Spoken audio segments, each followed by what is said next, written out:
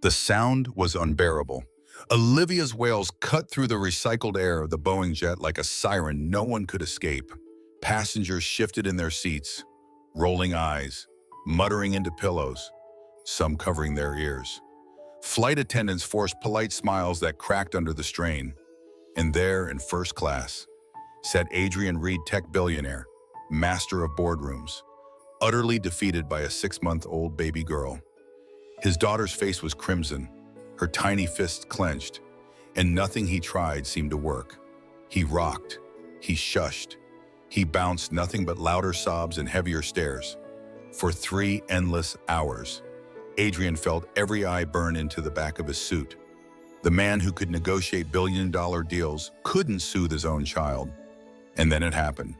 From the cramped rows of economy, a young man rose, denim jacket, hair a little messy from the long flight, and a small rainbow pin glinting faintly on his chest pocket. His name was Noah Whitman, just 21, a scholarship student used to working 2 jobs while carrying textbooks heavier than his backpack. He had grown up helping raise cousins and neighbors' babies, earning gas money by babysitting, and now, standing in the aisle at seat 42B, he carried himself with a kind of quiet certainty. He didn't look like wealth. He didn't look like power. But in this moment, he looked like hope. "Let me try," Noah said softly, though his voice carried. Passengers who had sighed all night turned their heads. Adrian hesitated, torn between pride and desperation. Olivia's screams answered for him. He handed the baby over. Noah tucked her into his arm with practiced ease, shifted her slightly forward, and pressed his palm gently along her back. His fingers moved in tiny, steady circles between her shoulder blades, syncing his breath with hers. The noise of the cabin seemed to fade as her cries hiccuped, faltered, then stopped. Within minutes, silence. Asitun. The impossible silence of a sleeping child. The cabin exhaled as one. Passengers slumped back in relief. Attendants whispered thanks with tired eyes. Adrian stared in disbelief. Noah smiled faintly, not triumphant, just calm, as if he had known all along. He adjusted Olivia's head on his shoulder and murmured something too low for anyone else to hear. It was not magic. It was care, the kind that came from experience, not from wealth. Adrian gestured for Noah to join him in first class. The offer wasn't about comfort. It was curiosity, maybe even humility. Sitting side by side, billionaire and student. They spoke quietly while Olivia slept against Noah's chest. Noah explained how babies give signals before they cry, their skin flushing, legs pulling up, throat working in restless swallows. He showed Adrian how to anticipate, not react. Adrian listened the way he rarely did in meetings, nodding, studying. In return, he told Noah about patterns too, how in business, reading the boardroom before the first word is spoken could change the outcome of everything. 2 very different lives, yet bound in that moment by the strange symmetry of patterns. Hours later, as the lights dimmed and Paris crept closer, Adrian spoke. His voice carried the weight of a man unused to admitting weakness. He turned to Noah and said, "When we land, would you stay on in Paris just for a week? Help me learn this. Help me be better at this." He hesitated, then added, "I'll pay you more than any nanny ever could." It wasn't a deal struck in power, but in vulnerability. For a man who owned skyscrapers, this felt like standing on the edge of a cliff. Noah looked down at the child still breathing softly against him, then back at Adrian. There was no answer yet, only the hum of the engines. But the question hung in the air like a spark that could ignite something larger than either of them imagined. Sometimes, the greatest lessons come not from the powerful, but from the quiet persistence of those who have lived close to life's simplest truths. On that flight, a billionaire learned something no merger or acquisition could buy, that patience and attention can be worth more than fortune. If you believe one small act of kindness can ripple into a lifetime of change, comment 42B below and join us at Heart Story for the next chapter in Paris. When the wheels touch the tarmac at Charles de Gaulle, Dawn had not yet painted the sky. Paris shimmered under a thin veil of mist, the city waiting to reveal its contrasts, glittering facades beside cold alleys, marble lobbies beside shadows where few ever looked. For Noah Whitman, stepping into that world was like walking onto a stage where every detail was rehearsed except his own presence. He had agreed to Adrian Reed's proposal only after calling his mother back in Illinois, her voice steady on the other end, reminding him, "Use your heart, but keep your ground." With that blessing, he crossed from the cramped rows of economy into a life he never imagined he would even glimpse. At the penthouse in the heart of Paris, Catherine was the first to meet them. She was elegant, composed, every gesture polished as though for a camera. She had been briefed about Noah only in passing. Seeing Olivia reach for him with a smile Catherine rarely saw, her carefully constructed calm cracked just slightly. "She follows him like a magnet," she remarked, her tone not cruel but edged with surprise. Noah did not respond.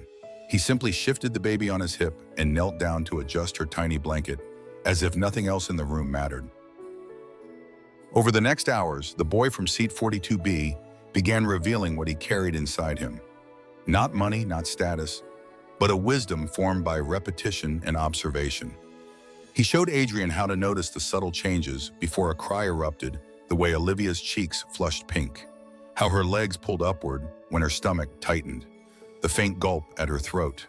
He taught both Adrian and Catherine that babies speak with their bodies long before their voices, and that to answer gently yet firmly was to prevent storms before they began. The lesson was not a manual, but a rhythm of patience. Noah's phrase was simple, firm, but gentle. He repeated it until Adrian caught himself whispering the words under his breath as though testing a new language. In quiet moments between lessons, Adrian revealed glimpses of his world. He spoke of the Reed Foundation, a philanthropic arm that existed mostly as a line in press releases. His voice carried more sincerity when he spoke of wanting it to be more than that, hinting at scholarships, mentorships, opportunities for students like Noah who came from towns nobody photographed. One evening in the library, where leather-bound volumes seemed to watch from high shelves, he leaned back and asked if Noah might consider joining not just a temporary helper, but as part of something lasting. Noah listened carefully, his fingers tracing the edge of Olivia's bottle. Then, with a steadiness that surprised Adrian, he asked, "Why are you being so generous with me? Is it gratitude for what happened on the plane, or is there something you're trying to fix?" The words settled heavy between them. Adrian's gaze shifted toward the tall windows where Paris glittered at night. He did not answer, only cleared his throat and muttered something about meetings. For a man known for clarity, avoidance spoke louder than words. Catherine observed the exchange from across the room. She had been trained to measure every interaction in terms of optics, partnerships, the delicate dance of public image. Yet watching Adrian avoid the boy's direct question unsettled her. She was used to her husband's certainty, but here he was uncertain, even fragile. The days in Paris moved quickly, each one drawing Noah deeper into contrasts of privilege and responsibility. He felt awe at the marble floors, the staff who appeared silently with silver trays, the sweeping views of the Seine. But more striking than the wealth was the emptiness inside it, a silence where genuine connection should have been. Olivia was fed, dressed, tended, but it was Noah's arms she reached for. His heartbeat she matched. That truth lingered in the penthouse halls like a song too honest to ignore. The lesson began to reveal itself without words. Families are not measured by what they own, but by how they read each other, how they listen before voices break. In Paris, amid all the marble and mirrors, Adrian was beginning to realize that leadership in the home demanded the same courage as leadership in the boardroom. But with one crucial difference, there was no profit, only presence. The gala unfolded beneath chandeliers so heavy they seemed to bend the ceiling. Golden light spilled over gowns, polished shoes, and glasses filled before they were empty.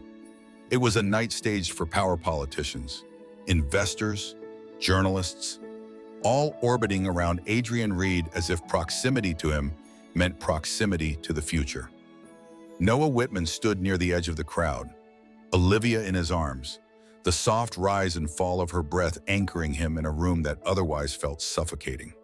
The boy from seat 42B had stepped fully into a world where every smile concealed calculation. As speeches began, a silence spread through the marble hall. One investor, sharp-suited and certain of his own authority, stepped to the microphone. His words started with charity, veered into business, and then sliced straight into disdain. A remark, tossed casually, dismissed entire communities as distractions, mocking any company that wasted resources on fringe causes like us or LGBTQ pride.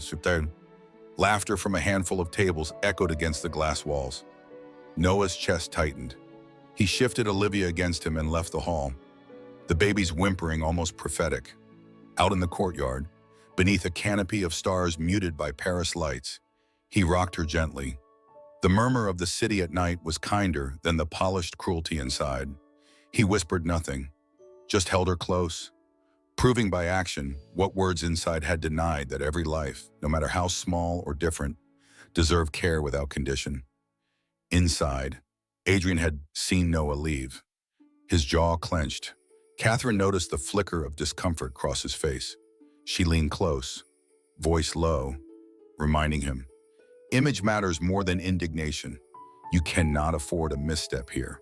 But for the first time in years, Adrian didn't answer her language of optics. He only looked toward the doors where Noah had vanished, carrying the very child he claimed to love more than his empire. Later that night, tension found its voice. In the privacy of their suite, Catherine pressed him the company could not afford enemies, and his silence during the speech had been the right choice. Adrian's hand, usually so steady signing contracts, trembled on the glass he held. And when he finally spoke, it was not with the certainty of a billionaire, but with the shame of a man remembering his own compromise. He confessed to Noah what he had not told even Catherine years earlier. Desperate to secure a deal, he had approved a campaign that painted LGBT identities as a threat to families. It was an act he signed with a pen, but one that had haunted him since. "I told myself it was just business," he murmured, eyes dark, "but I knew what it meant. I knew who it hurt." Noah listened, expression steady, though the words cut deeply. For him, identity was not theory, it was life. It was years of sideways glances, of jokes turned sharp, of carrying his truth quietly in small symbols like the pin on his jacket.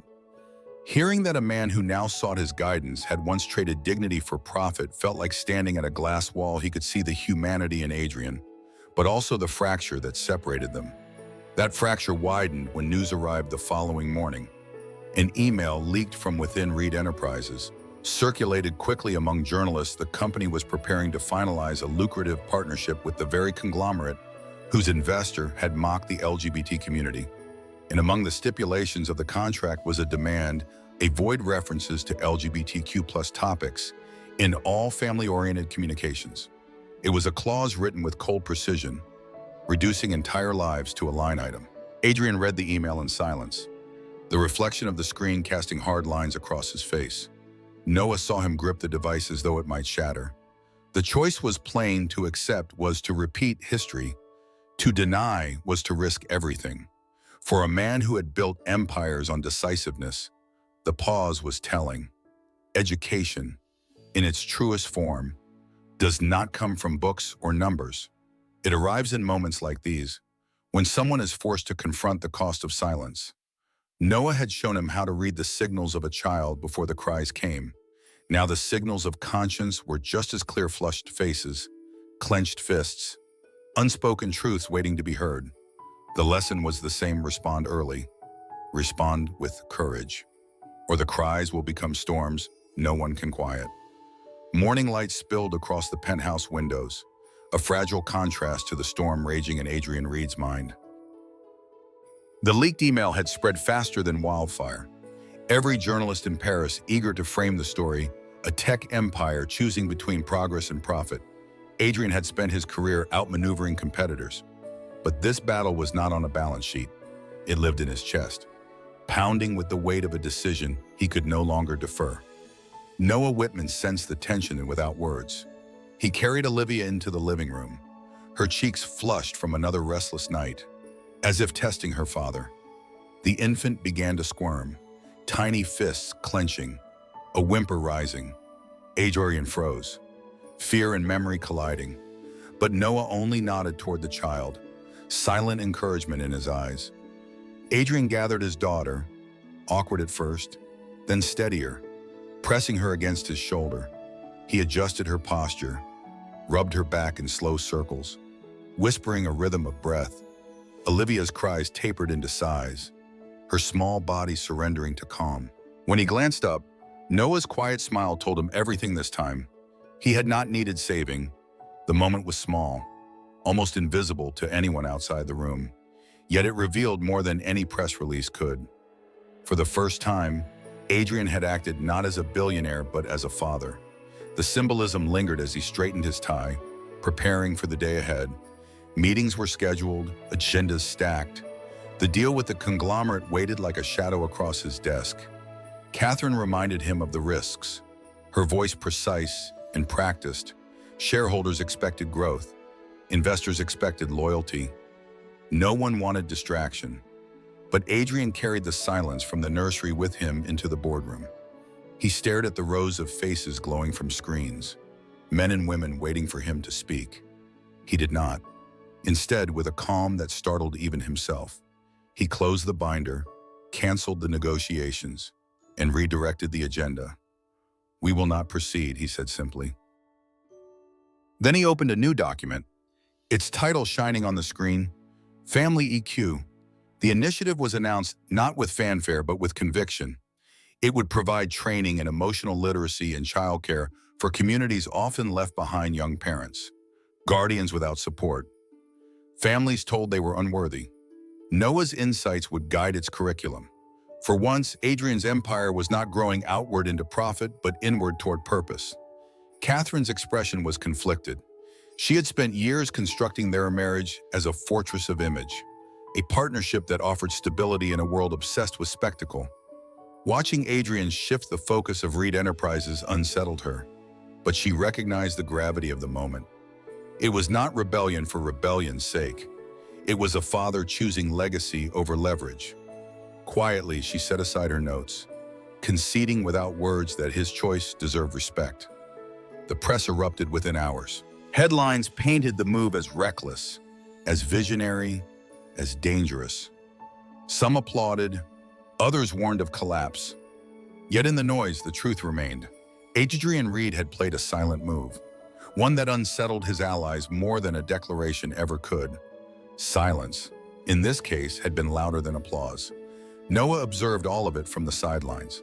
Olivia nestled in his arms. He understood the significance of what had just unfolded. In chess, he had once told Adrian, "Silence can be the deadliest move, the decision not to strike, but to reposition, to force the opponent into revealing themselves." Adrian had embraced that lesson. And for the first time, it was not about business at all. Education is not only the passing of knowledge, but the reshaping of values. Noah had taught Adrian how to anticipate his daughter's needs before her cries. And now that same principle extended to life: anticipate the injustices before they break the world open. Respond with quiet strength before others dictate the story. That morning in Paris, a man long defined by his empire began to discover the greater empire of presence and principle. The auditorium of Reed Enterprises' headquarters in Paris was filled with an air thicker than marble dust. Rows of shareholders, advisors, and journalists leaned forward, waiting for Adrian Reed to explain himself. The news of the canceled deal had unsettled markets. Some expected him to bow, others to spin. What no one expected was confession. Adrian stood at the podium, tall but not unshaken. For years, he had been the man who mastered optics, whose every word was sharpened to reassure profit. Yet today, he carried no shield of polished statistics. His eyes searched the audience, then landed on the smallest anchor, Olivia, resting in Noah Whitman's arms at the side of the stage. That image steadied him more than any balance sheet. His voice began steady, then grew raw. He spoke of the truth hidden beneath his marriage. Catherine, graceful even now, sat in the front row, nodding as he revealed what had long been whispered but never named. Their union was a partnership, forged not from love but from strategy, built to protect his empire from the ravenous scrutiny of the media. There was no scandal, no betrayal, only an agreement between two people who chose survival over exposure. He went further still, telling the world that Olivia was not his blood, but his chosen child. A little girl adopted into a fortress that had, until recently, been cold. And then the silence fell. He looked directly into the sea of eyes and spoke words that cost him more than any fortune he had ever spent. He was gay. For decades, he had buried it beneath ambition, fearing the empire he built would collapse if he lived honestly. Yet a boy in seat 42B had reminded him that life was not about empire, but about presence. "I cannot ask this company to champion families," he said, voice cracking. "If I cannot champion my own truth." The room shifted, some faces tightened, others softened. Catherine rose beside him. Adding her voice, she confirmed their partnership, their shared commitment to raise Olivia not as a fan, but as a family shaped by honesty. She did not defend or deny, she affirmed. The strength in her composure turned whispers into reflection. Adrian turned then to Noah, inviting him onto the stage. He announced that Noah would serve as content advisor for the family EQ program, guiding its mission while continuing his studies under a full scholarship from the Reed Foundation. Cameras flashed, the crowd buzzed, but Noah shook his head with a firmness that startled many. He did not accept the spotlight for himself. Instead, he placed a condition before Adrian, one as bold as it was selfless. The foundation must provide scholarships to 100 LGBT youth each year, guaranteed and transparent. The program, he said quietly, should be named not after power, but after truth. Adrian's nod was not calculated. It was a father's answer, not a billionaire's. The deal was sealed without signatures, only with recognition. That night, Paris glowed beyond the balcony where Noah stepped out, phone in hand. He texted his mother, "I didn't change the world in a night. I just helped one father find his truth. And that is enough to begin." The city lights reflected against his eyes like stars, reminding him that even small acts can guide giants. Sometimes the courage to live honestly is the greatest inheritance one can leave. Wealth fades, empires crumble, but truth builds bridges across generations. Do you believe one moment of honesty can rewrite an entire legacy? Comment 42B if you do, and subscribe to Heart Stories so you never miss the stories that remind us courage can change everything.